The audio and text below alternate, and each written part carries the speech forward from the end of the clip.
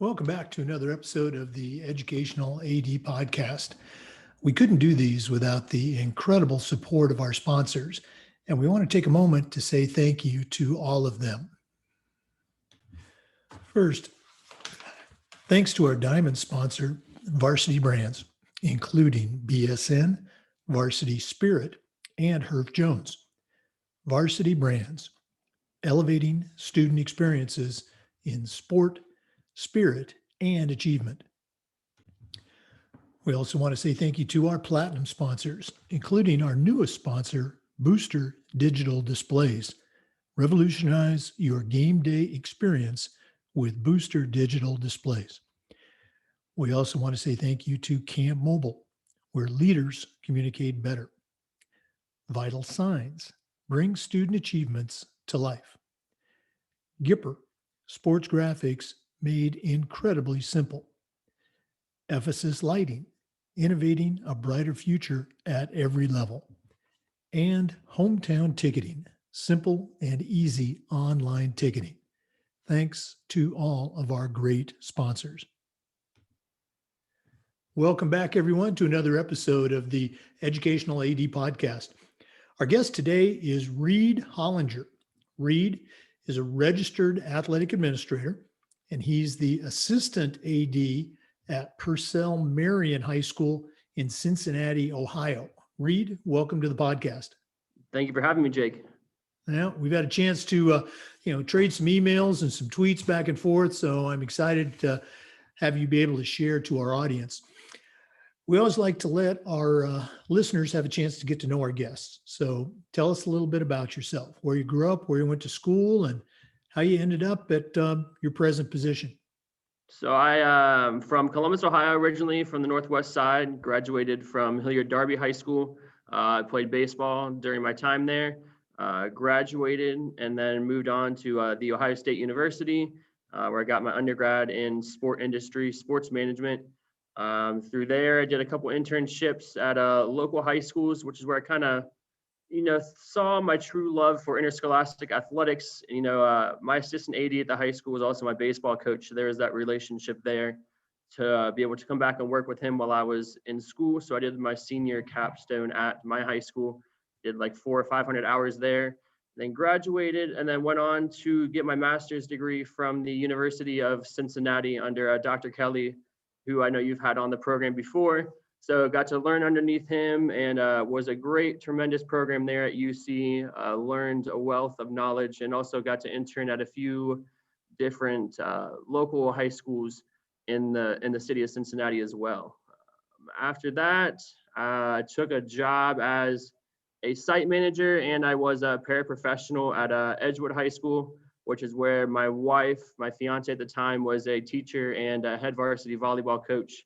So I was in charge of site managing different events there throughout the day, did some social media and graphic work there, and then kind of worked my way up through there. Position for the middle school AD came up, got the opportunity to become that. So was in the middle school sports that we had there, while at the same time assisting the high school athletic director. And then last May, 10 days before this pandemic started, I started at Purcell Marian. So it was an interesting school year last year, to be in the school for 10 days, and then they kind of kick you out and tell you, well, you're going to be working from home. So this is like my first full school year at Purcell Marian and getting to work with the kids, and couldn't be happier with where I am. Well, I always love to hear those stories. And again, what a great variety of experiences for any athletic director, being at, the Ohio State University, being a part of Dr. Dave Kelly's, master's program, and then those various experiences you've had in the schools. Wow, what a great, hit the ground running training program. No, most definitely. I mean, I felt like it's been the non-traditional. I mean, you have most athletic directors that I have run into have gone the teacher route first. So they coach a sport for a number of years, and then they become an athletic administrator. And I feel like Dr. Kelly's program is really helping promote the fact that, that is still a great route to go, but there's also different routes to go to become an athletic administrator. And there's that program at UC that really helped me get my feet wet and helped prepare me for where I am today. Oh, well, I know he'll be glad to hear that. And we've had a couple people from the program like yourself as guests. So always good to hear how they're doing. Reid, in our profession, we always like to talk about the importance of leadership and particularly mentorship. And I know you're at the kind of the opposite end of your journey from me, but who have been some of your mentors? Maybe family members or teachers growing up, or people that you worked with. The expression that I like to use is, even after all these years, I still hear those voices in my head. So, whose voice do you still hear? My assistant baseball coach from high school, who is the assistant athletic director at the high school now, he's someone, I can always call and rely upon. He's at a bigger school than I am, so he deals with a lot more than what I do. We only have around 400 kids at my high school. So, if I have a question about anything, he's always one of the first people that I call. Another mentor, as I mentioned, Dr. Kelly, his work in helping me find the job where I am today. My boss is a graduate of our undergrad program at UC, so the connections that I made from there helped me land where I am today. He's always someone that I can call for job advice, career advice, or just want to chat. And then Joe Roberts, he's an AD at another school, local school here at Princeton High School. He's always someone I can go to if I have questions, really need something, advice from him. He's always someone that I turn and go to. Oh, again, I always love to hear those individuals that have impacted an AD's life. And it's a great reminder for all of us that, we didn't get here by ourselves. We had people that were there to help us and sometimes push us as we needed. Okay? Most definitely. Reid, I think you probably represent a big chunk of our listening audience, the younger AD or people that are new to the profession, which is great. But it's great to see that you're already involved with our national organization. So talk a little bit about that. How did you hear about it? How did you get involved? And then the process of getting your RAA. So when I was doing my undergrad degree and I was interning at Hilliard-Darby High School is when I first found out what the OIAAA, the Ohio Interscholastic Athletic Administration, was. I helped them win their award of excellence for best practices in interscholastic athletic administration. So it was huge putting together their project and, award documentation for that. Where I kind of learned about the OIAAA. And then when I moved on to grad school, UC pushes as partners with the NIAAA. So I was able to take some of the classes and I got my RAA at a discounted rate through the partnership that UC has with the NIAAA. And then during this pandemic, I took some more of my classes and hoping to take my CAA exam here if we have a summer conference, or would be at the next fall or state conference, which is normally in November. So, but I definitely feel like those courses are very valuable and have helped.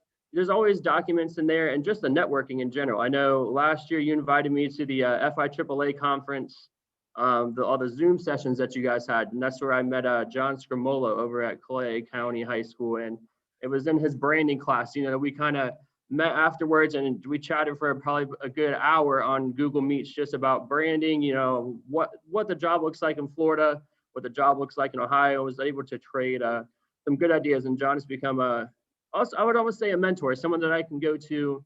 And if I have questions about anything, he's helped with our student athlete leadership program that he did when he was at his previous job.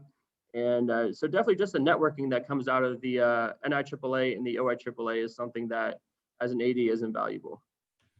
I'm glad you mentioned that.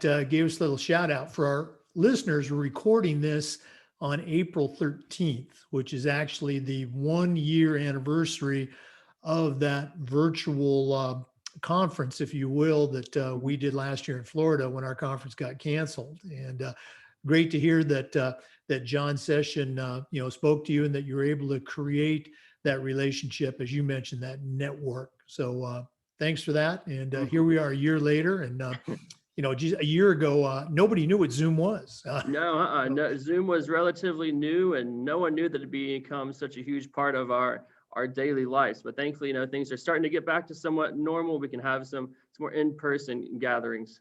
Again, I told people that little session of workshops that we did was one of the touch points for me, creating this podcast. So I guess you can either, blame COVID or thank COVID for the podcast that we've got. Reid, I know you're, as we mentioned, you're a young AD, you're still learning, as we all are, but you've had a chance to see some pretty impressive programs in your time.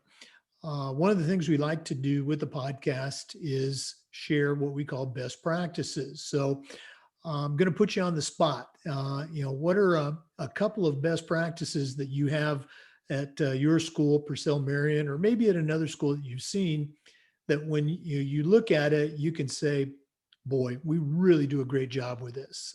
Can you share some best practices?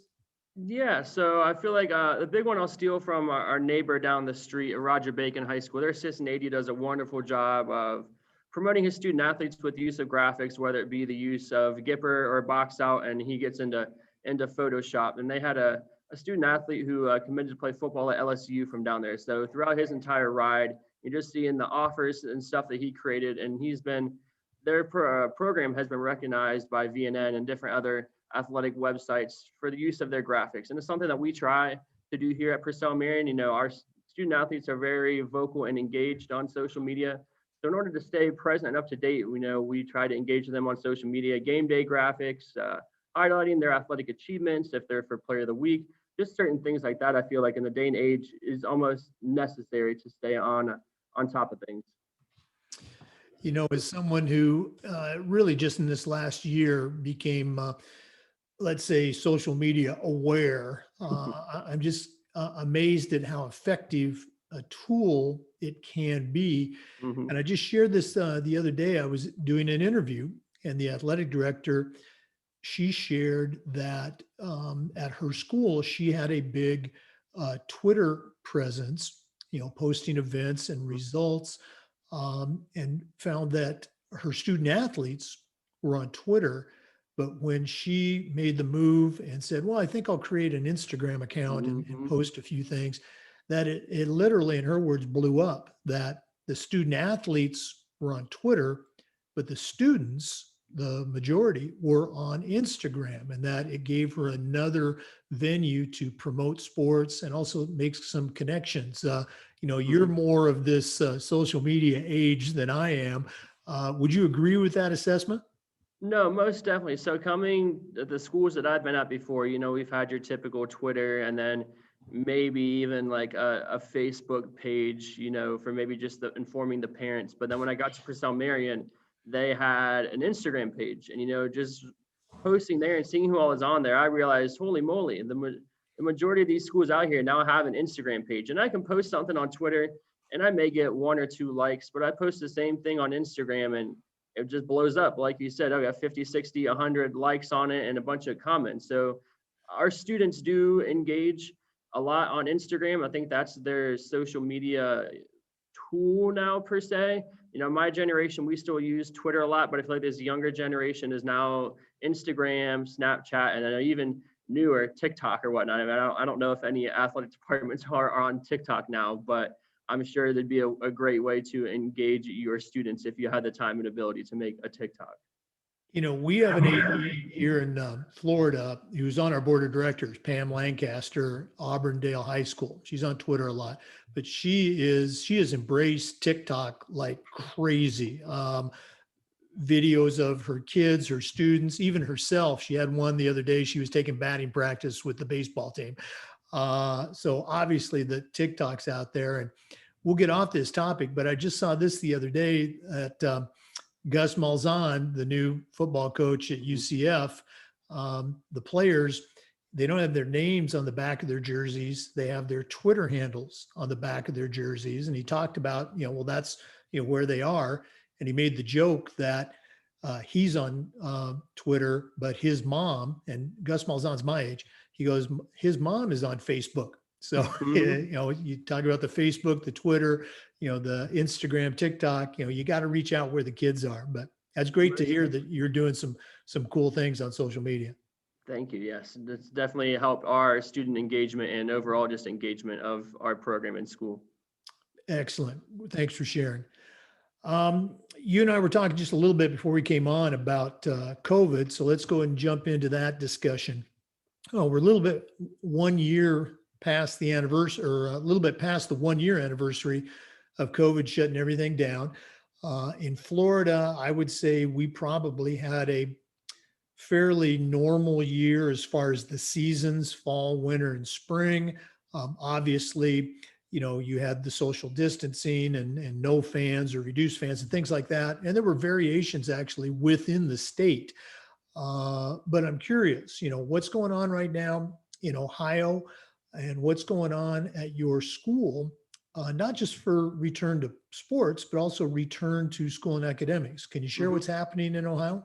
Yeah, so the fall almost went off without a hitch. We didn't really have many COVID cases during the fall. And then right around Thanksgiving break, we had an outbreak in our girls basketball program that shut them down for a few weeks, which is unfortunate. And then right before Christmas break, we had kind of an outbreak again, which was unfortunate. So that shut us down to the beginning of the year. But after that, we were fine. But it was the biggest thing for us was, games getting canceled due to COVID. You can find out at 12 o'clock on a day you're supposed to play at 6 o'clock. Hey, we now need a game. So now you're you're struggling. It's almost like being in the spring, except it was in the winter, with baseball rainouts and whatnot. But now everything is with COVID. So you're picking up a game left and right against teams you may not have ever scouted or had a chance to prepare for. But that was just the situation we were thrown in.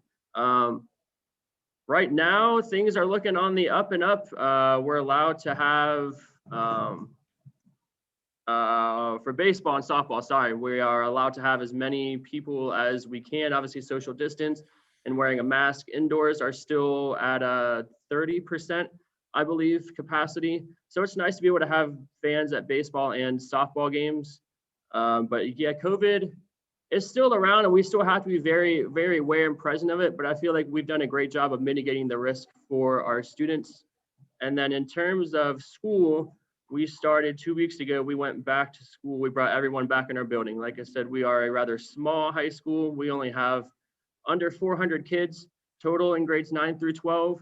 So we were able to safely bring back all of our students in person and still maintain, at least that 3 foot of distance for our students to make sure we're still being cautious and aware of COVID. Everybody has a different story to tell, but I also ask it. As you were having to make these adjustments with your home events, how is the response of your parents and your fan base? Any challenges to deal with? No, I think most people understood, the year that we were in and things could change within a second. We actually picked up a game against the number 1 team in the city, just like that. Our coach wasn't afraid to play anyone. No one else would play us or had an opening that day. So we played Mount Notre Dame in girls basketball, who've won 75 games in a row. So, I mean, yeah, so they were just ranked number 1 in the nation, I guess, by some poll here recently, but we weren't afraid to play them. That's just the dynamic of the year we're in. We got to get our kids the opportunity to play. So we'll play anyone. But I think the fans and the parents understood that this is not going to be your typical year, in a sense that every game that is scheduled is going to be played at the location that it was scheduled for. Mm-hmm. Yeah, I mean, we've all had to make adjustments. And one of our very own, our NIAAA president, Lannis Robinson, he made the comment that there probably isn't another profession that was more equipped to deal with all of these changes than the rank and file athletic director that is, juggling those balls. I like to say juggling those chainsaws of, scheduling, transportation, parents, facilities, kids, COVID, contact tracing, you name it. So, no, most definitely. We were prepared. Another question that I've been asking our athletic directors revolves around this idea of social awareness or social justice. And my question is this, what are some things from your perspective that we can do better? How can athletic directors better be aware of, the social issues that are challenging our kids these days? Most definitely. I feel like my school has done a great job at this. We have a very large, almost a majority of our student population is of color or a minority in that sense. So being able to sit down and listen to them, actively listening and being intentional with how we are listening and dealing with them. as the whole social injustice thing was brought to light, we had to sit down with our staff. It was staff only, and we listened to our staff members of color, listen to what they've had to experience and deal with, and, just trying to put our feet in their shoes to see what they have had to deal with, but also how we can remedy the situation and what we can do to make sure that we are all aware and can be better prepared for those situations and become better people in general. Obviously having those conversations, whether they're tough conversations or not, having those conversations with your peers, your staff members, as well as your students is step one. And I'm not trying to put you on the spot here, but, has anything come out of those discussions as far as kids or staff, any new initiatives or ongoing initiatives since that? Yeah, so we now have book club. We have a book club, a diversity team in our school that is making sure that we're being equitable for our students. And we also have a equity club who meets once a month, and they do book reviews on some of those books that the teachers have picked out. And I believe that has helped a lot. But just having the amount of students of color that we have to be at the forefront of this. Like, it's not something that we can push underneath the rug or just forget about. Like, this social justice has to stay at the front of our foremind, because that is the population that we serve in our school. Oh, that's very cool to hear. And it sounds like that could very well develop into a CMAA project down the road. Okay. Most definitely it could. Okay. Let's lighten things up a little bit. I know you haven't been at the Purcell Marian for very long, but what do you like about it? What's one of your favorite things about the job? What gets you excited about coming to school each day? I mean, the cliche answer is the kids, obviously, but that's the true essence of our job, is we serve the kids and our student body of the school. So getting to come to see the kids every day at work, they're interested in their sport. Hey, Mr. Reid, are you coming to our game tonight? Are you coming to our game? You say, of course I'm coming to the game. They get excited, and to be able to see them perform after school, I think, is what makes it all worth it. To see their progression through the 4 years of high school and see them grow and mature as people. And, along the way, those milestones, we just had our senior football player got a full ride academic scholarship to the University of Dayton yesterday. He found out. So that was huge news for him. Hey, I just got a full ride to the University of Dayton. Like, that's awesome, Zach. Congratulations. And to see how excited he was makes this all worth it. Makes the long hours, everything about this job worth it. Oh, no, absolutely. You hit it on the head. We get paid to go to games and hang out with coaches. That's the great part. But even better, are those accomplishments and those feel good moments you get with kids at their games. Just come to the game. Hey, coach, thanks for coming to the game. And then stuff like that, the scholarships and those types of accolades. Wow, is there any better job than what we have as athletic directors? No, this is one of the greatest jobs I could think of. Okay. Well, Reid, this has just flown by. I can't believe how fast it's gone, but we're not done yet. We always like to wrap up with what we call the athletic director's toolbox. Now, you're in a pretty unique situation here. Usually I ask our ADs, what are 3 things that you would put in a brand new athletic director's toolbox? And, you've been on the job here a little bit, but, I still think we could call you a new athletic director. So what are 3 things that you would put in, or maybe 3 things that you would like to have been in your toolbox starting out? What's going to go in Reid Hollinger's toolbox? I would say networking is huge. Build that network around you. Not only will it help you, figure things out if you ever have questions, lean on your mentors. They're going to be huge help and support along the way. The second toolbox thing that I would put in there, like we've talked about, social media. In the day that we are in today, and you've mentioned with UCF and Gus Malzone having their Twitter handles on the back of their jersey, just having a social media presence, I feel like elevates your game as an athletic director.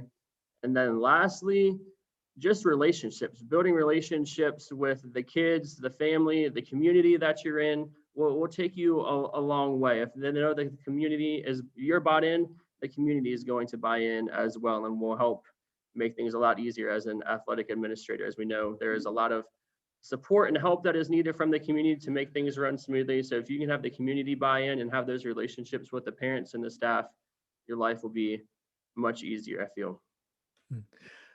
Wise words. And I just recently began re-listening to all of our episodes, which I think right now we've aired about 133.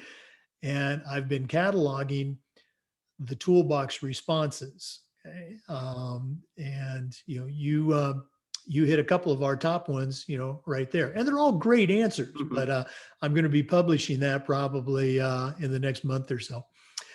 Reid Hollinger, one of our listeners wants to reach out and pick your brain a little bit, and I certainly encourage you to do so. What's the best way they can get in touch with you? I am on Twitter at Hollinger Reid. So my last name followed by my first name, Hollinger Reid. And then my email at Purcell Marian is rhollinger, HOLLINGER at purcellmarian.org. Okay. Reach out to this young man. He's got some great ideas for you. Reid, thanks so much for being on the podcast, and all the best as you wrap up the spring season. Perfect. Thank you so much, Jake. To our listeners, remember the Zoom recordings of these interviews are being uploaded to the FIAAA Educational AD YouTube channel. We appreciate you listening today. Come back again next time for another episode of the Educational AD. And